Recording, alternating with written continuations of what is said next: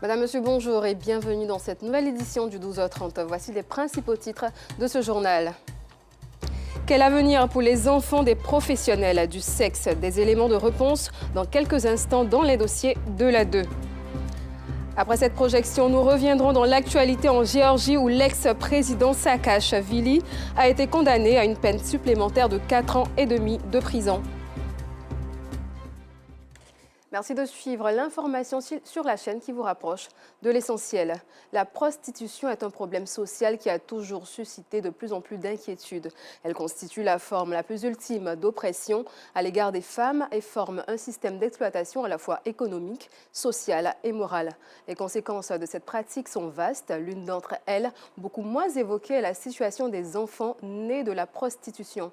L'ONG Abri Sûr pour enfants en a accueilli 22 dans son centre. Elle essaie avec ses moyens de leur donner une chance.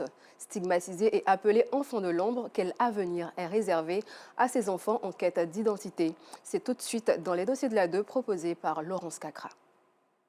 Au centre ONG Abri Sûr pour enfants, des jeunes filles ont trouvé refuge avec leurs enfants.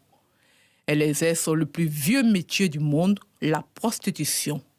Mais malgré elles, ces jeunes filles ignorent tout de l'identité du père de leurs enfants. L'ONG Abri Sûr pour enfants reste un océan d'espoir pour ces mères.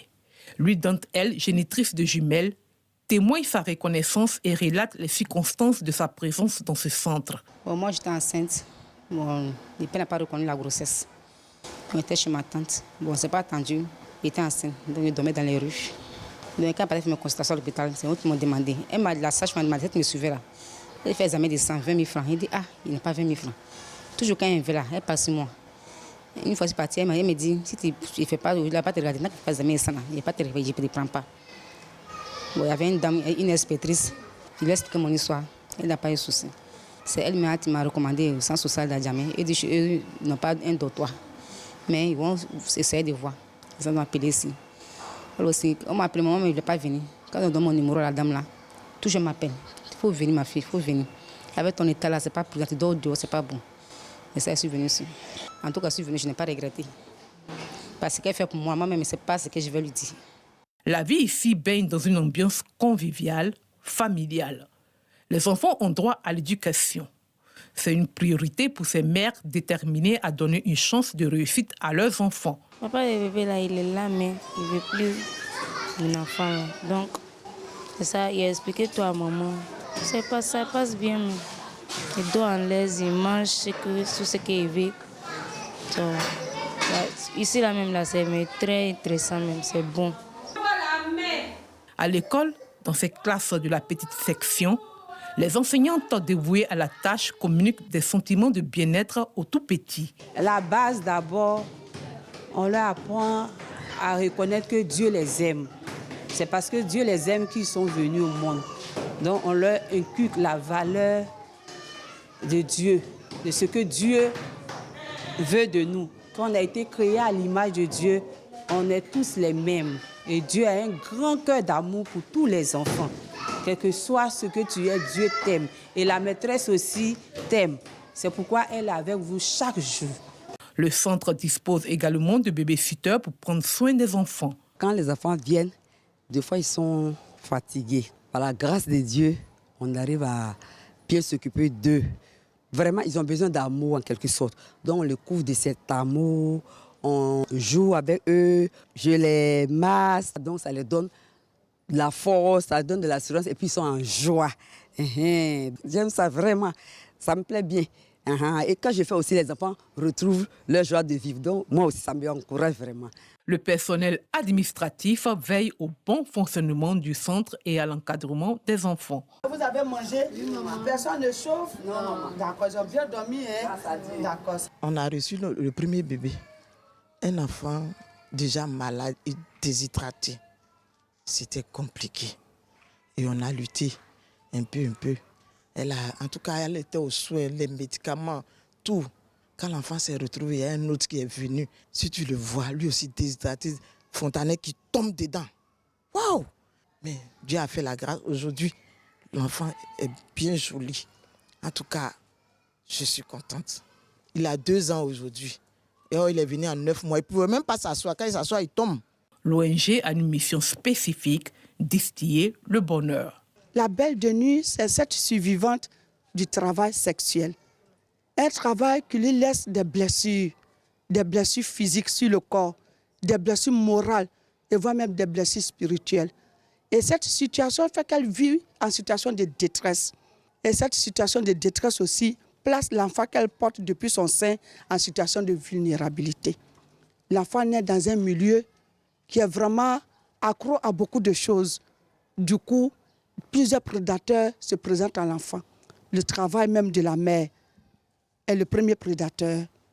Tous les excitants qui sont répandus dans le milieu sont des prédateurs pour cet enfant. L'environnement l'expose et le rend vulnérable. Donc la vision, c'est de les prendre en charge. Il faut les faire sortir. Dans la première action, nous avons créé le centre, un toit décent. Voilà, les retirer de ce qui est là-bas pour un toit décent. Elle appelle à ne pas stigmatiser ses enfants ainsi que leurs génitrices. La Fondation APB tire la sonnette d'alarme sur l'avenir de ses enfants. Je salue l'ONG Abri Sûr pour enfants pour cet engagement, justement aux côtés de ces enfants de belle de nuit. Nous, personnellement, nous les considérons un peu comme des orphelins. Ce sont des enfants qui sont abandonnés, certes, mais qui, au-delà de l'abandon, vivent une situation particulière parce qu'ils sont victimes de clichés. Vous savez, ces enfants n'ont pas demandé à venir au monde. Et aujourd'hui, le simple fait de savoir qui sont leurs parents leur donne une étiquette. Et c'est ce qui rend double la tâche, justement, d'Abri Sûr pour enfants. Dans sa volonté d'aider ces jeunes filles et leurs enfants, la Fondation Action pour le Bien a mis en place un programme d'insertion. Et justement, dans cet élan de solution, la Fondation Action pour le Bien a initié un vaste programme, justement, que vous pourrez voir éventuellement, qui consistera justement non pas seulement à aider ces femmes, mais il faut, au-delà de ça, pouvoir les réinsérer plus tard dans la société. Et cela va nécessiter des infrastructures, cela va nécessiter un vaste projet, un vaste programme qui pourra justement prendre en compte toutes ces femmes, leurs enfants, et veiller à ce que demain, ça ne sera plus la même situation.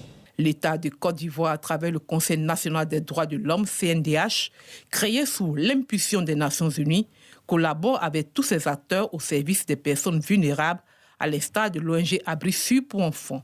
Il faut dire que l'ONG Abri Sûr pour enfants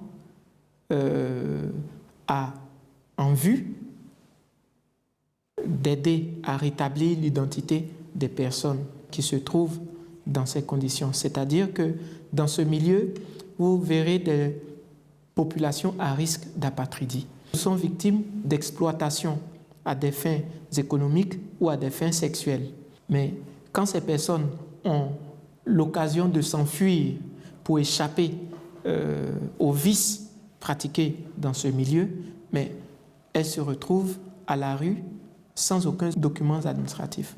Le Conseil national des droits de l'homme fait appel au service de l'État de Côte d'Ivoire à travers le ministère des Affaires étrangères qui a en son sein une direction d'aide et d'assistance aux réfugiés et apatrides qui reçoit ces cas et les traite. Donc une entité privée qui vient intervenir dans le champ de la promotion et de la protection des droits de l'homme. Et donc, c'est une organisation non gouvernementale à accompagner. Qualifiés d'enfants de l'ombre, les enfants des professionnels du sexe sont parfois marqués par des souffrances indélébiles causées par une absence paternelle ou des deux parents, ce qui peut perturber, selon les experts, leur évolution dans la société. Faute de documents administratifs, ils peuvent être apatrides ou aller grossir les rangs des enfants de la rue. Les initiatives de l'ONG Abri Sûr pour enfants, qui compte en son sein 22 enfants, et de la Fondation APB demeurent des phares d'espoir. Reste à accompagner davantage ces actions humanitaires qui visent à donner aux enfants un avenir certain et radieux. Poursuivons ce journal derrière le forum à Adjamé où se trouve le plus grand marché de poissons fumés, convoité par les restauratrices, les revendeurs et les personnes à la recherche de produits de qualité à petit budget. On y retrouve une grande variété de poissons fumés et même des requins, nous dit Assitan Diarra et Gilles Tonien dans ce reportage. C'est le plus grand marché de poissons fumés de la commune d'Adjamé, dénommé derrière forum. Ici, on y trouve une variété de poissons proposés à la population ivoirienne et étrangère. Je vends requin avec sorodiague et thon. On vend en gros, on vend en détail aussi. Fulbert est togolais. Chaque fois qu'il a des passages en Côte d'Ivoire, il se rend dans ce marché pour s'approvisionner. Comme je vais à Lomé, je suis venu payer un peu de poisson pour retourner. Bon, le prix c'est abordable par rapport à Lomé. Bon, en Côte d'Ivoire, comme les gens ont l'habitude de fumer les poissons, c'est bon. Tous les week-ends, revendeuses, restauratrices et femmes au foyer viennent toutes se ravitailler dans ce marché. Ici, là, c'est un peu moins cher par rapport au dehors. C'est pour le restaurant. C'est jambon et épée. Tout ce que j'ai payé, ça fait 10 500. Ici, le mangue sec et l'adjuvant sont les variétés les plus convoitées. L'adjuvant là, c'est pourri, mais ça rend sauce là intéressant. Quand tu mets, il y a une odeur derrière. En tout cas, ça rend ça doux. Quand je fais avec blala et puis sauce graine avec du placali, en tout cas, quand ils mangent, il est bien à l'aise. Tous les sauces graines, sauce arachide, sauce aubergine, sauce doublé, tout ça, c'est doux dedans. C'est qui ne mange pas, qui mange du sel là. C'est ça qui est bon pour elle.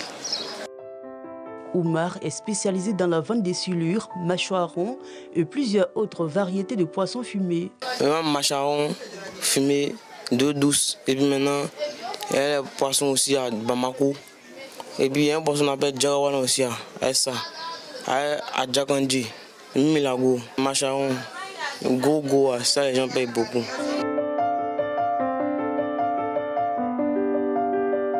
Dans ce marché, à côté des poissons, on trouve également des crabes et crevettes fumées. Il y a beaucoup qui n'aiment pas qu'ils mangent. Donc si tu mets dans la sauce, sans qu'ils mangent, ça passe. Actuellement, la kilo là, c'est 20 000. Les bols là, c'est à 7 000, là, 5 000, 2 000, 3 000. Le marché derrière Forum est une plaque tournante du commerce de poissons et autres crustacés et est visité par des milliers de personnes au quotidien à cause du coût et la qualité de ces produits selon les clients.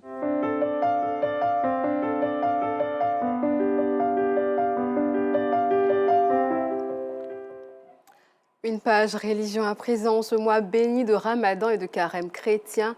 Kandia Camara, maire de la commune d'Abobo, a manifesté sa solidarité aux forces de défense et de sécurité de sa commune. Un geste matérialisé par une distribution importante de vivres. Reportage Clément Boucaud.